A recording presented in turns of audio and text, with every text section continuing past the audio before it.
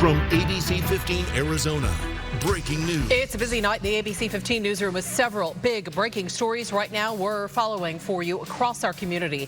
We're getting the very latest from officials, speaking with witnesses, and also learning some new details with our reporters live right there on the scene. So we start right now with the rush to save a 3-year-old. That child in the hospital after being shot in the face. It happened in Mesa. Our Ashley Holden is live near Crisman in Maine. And Ashley, you have new details for us.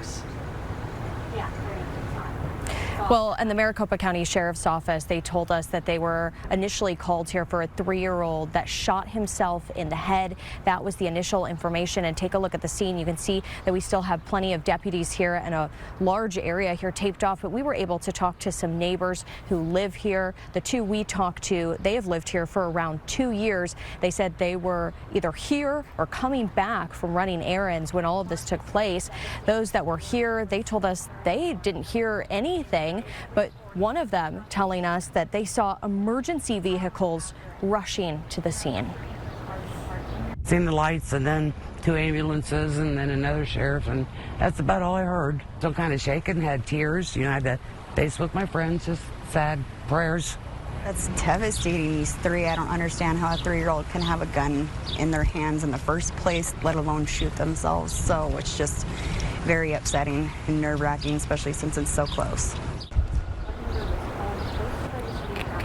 And we know that the 3-year-old, according to MCSO, was taken via ambulance to the hospital with life-threatening injuries, and deputies are investigating this incident. As you saw, still plenty of them here on scene, and we actually have some more right now pulling in. They're behind us. They're going to come through.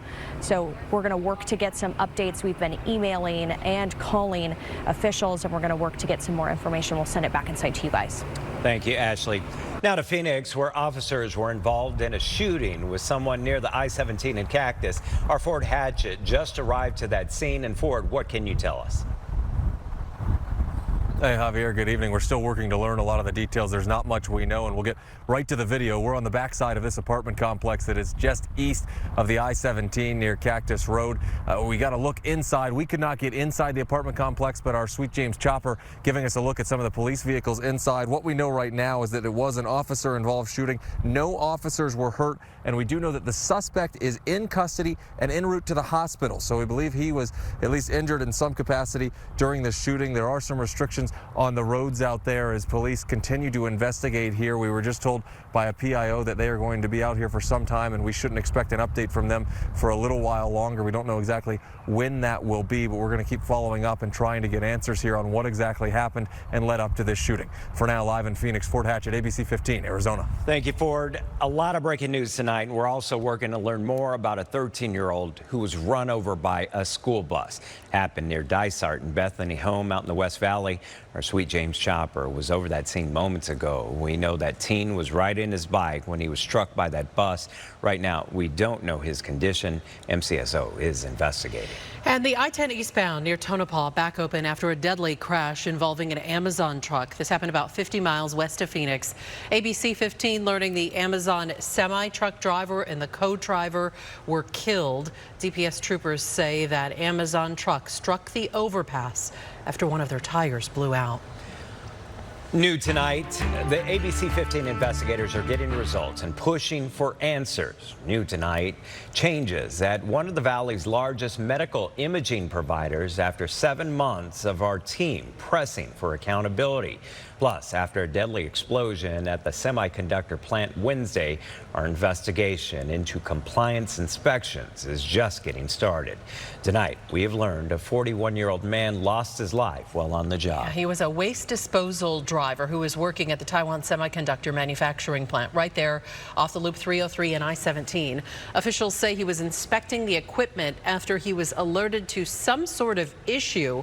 That's what officials call what happened an uncontrolled pressure release. Something hit the man and he was thrown more than 20 feet. The incident now being investigated by ADOSH. And ABC 15 was there when the news broke last night. And tonight, investigator Ann Ryman digging deeper. She has details on a little-known practice that allows some state safety inspections at that site to remain secret.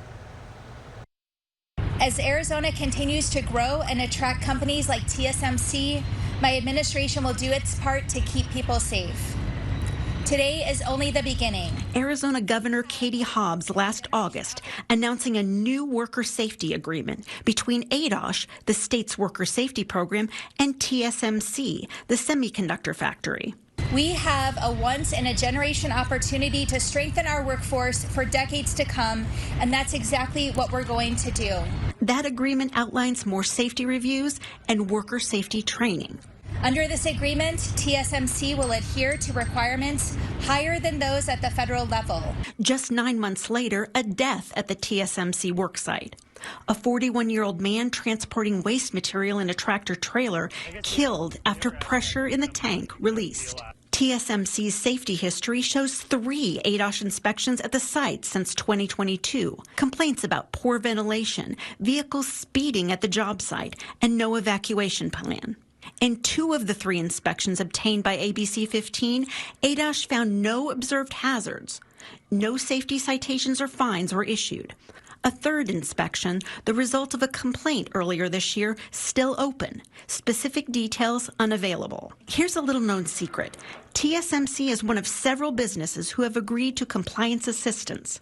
These are ADOSH inspections that don't result in fines or citations, and the results aren't public record. They're allowed under federal OSHA. We have, sort of been hearing safety concerns about this facility for quite some time. Peter Dooley, a workplace safety expert, says ADOSH should increase inspections, and the results of those inspections should be public. It should be a wake-up call for everyone, right? For the, for workers, for the employer, and ADOSH. When a workplace fatality happens, it's the most horrible thing that can happen at a workplace. ADOSH at the TSMC site Thursday, investigating. The agency declined our on-camera interview request, but told ABC 15 the fatality investigation is a top priority, and the results will be made public. I also reached out to the governor's office, but we did not hear back yet. TSMC released a statement that said, in part, the man who died was not an employee of the company, and they extend their deepest condolences to the family. The ABC 15 investigators will continue to push for answers about these inspections. I'm investigator Ann Ryman, ABC 15, Arizona. We know you will. Thank you, Ann. For months, we've been advocating for you, exposing critical mistakes and a lack of oversight by state health regulators at one of the Valley's largest medical imaging providers. Tonight, ABC 15 investigator Jennifer Kowaleski has a significant change in our community and latest development in her ongoing investigation. Our reporting directly led to this major change. 56 SimonMed imaging centers are now licensed with the state health department. It means patients can expect more oversight and accountability if things go wrong. Our series of investigations found SimonMed had gone unlicensed and unregulated by the state health department for years. What is your message to patients who feel there's been a lack of oversight at SimonMed? A couple things. Before we get to our accountability questions with this decision maker. It's unbelievable. It sounds like something you'd see in a movie. During the past 7 months, we've aired testimonials from patients, MRI safety experts. People are shocked and stunned that these kinds of accidents continue to occur. And attorneys. Seems indicative of a culture where there is not the proper oversight happening to ensure a patient's safety. They all sounded the alarm about troubling incidents during MRI scans at one of Arizona's largest medical imaging providers. An inmate and guard were stuck to an MRI machine at this SimonMed in Avondale. MRIs are basically giant magnets, and prison records showed a SimonMed tech left on inmate Lacey Windus metal shackles. It's just pure stupidity to me. Then we learned about another patient who was accidentally injected with Valium at this SimonMed in Scottsdale. So what happened is the technologist, instead of grabbing the contrast, she grabbed on accident a sedative. You're listening to a call the patient recorded with one of SimonMed's own employees and detailed in a recently filed lawsuit.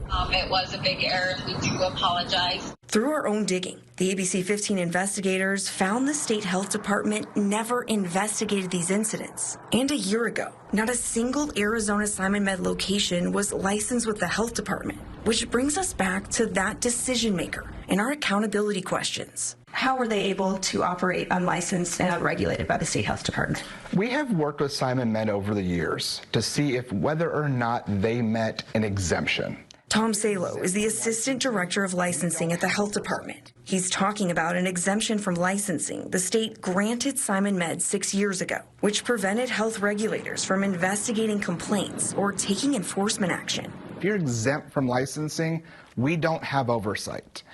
We can't. It's not an optional oversight. It's we can't.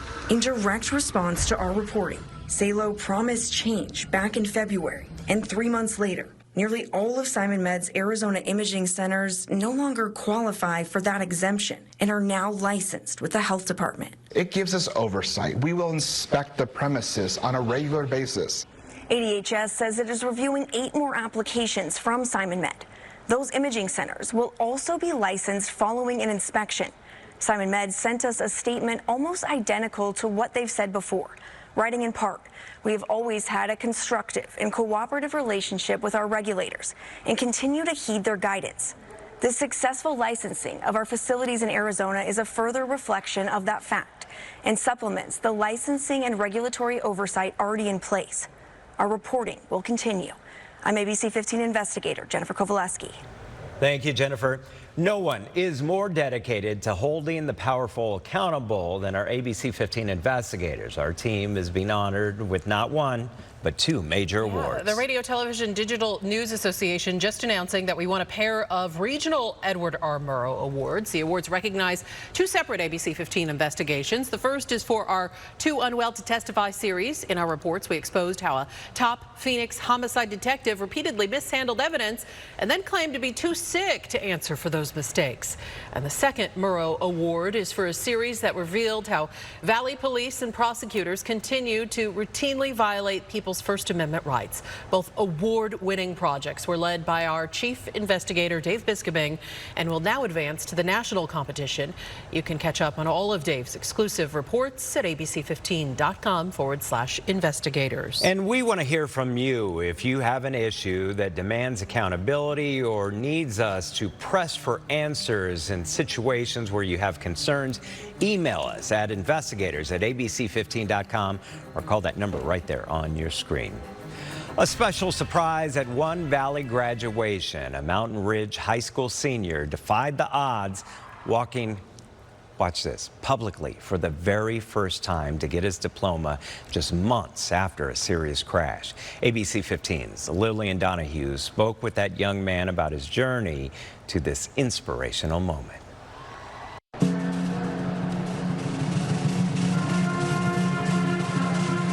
This moment, for so many, the pinnacle of years of hard work. As Jet Weinstein entered the Mountain Ridge High School graduation at State Farm Stadium. All the years I've gone by, 12 years of school is crazy. I can't believe I'm here right now, honestly. He's reflecting on his toughest challenge yet. Never stop fighting. In February, a serious crash on I-17 left him fighting in the hospital. His friend passed away, and since then... A lot of physical therapy, obviously surgeries, and practice walking with my leg. I've only had it for 2 days. He also lost his leg, but not his perseverance. Still walking kind of slow, but I can still walk a little bit. His final goal as a mountain lion, to walk across the stage at graduation. Can't fully walk yet, but I'm pushing. This moment, he says, only possible with family and friends. A brother that's similar to age or an older brother, that's Jet. Teachers. There's a lot of lessons that he still has to learn going through life, but there's a lot of lessons that he not only has learned himself throughout the way, but has also taught some of his other students. And the entire Valley community. I wouldn't have this leg without the GoFundMe. It got almost 33 grand. As he steps into his next chapter, Weinstein's determination, the latest lesson for his class. set goals and accomplish the goals that you set out. Like, he set this goal to walk across the stage. He now has new goals to go even farther. Running, walking, snowboarding, dirt biking, all of the above. He plans to work in business and as a DJ post-grad. In Glendale, Lillian Donahue, ABC 15 Arizona. No doubt he'll do it, for sure. He's determined. Yeah. For sure. Yeah. Great. $200,000 allocated for a state of emergency. It was called by Governor Katie Hobbs last summer. It was for extreme heat, but that number and what was actually distributed to local organizations not adding up tonight. So ABC 15 went searching for answers.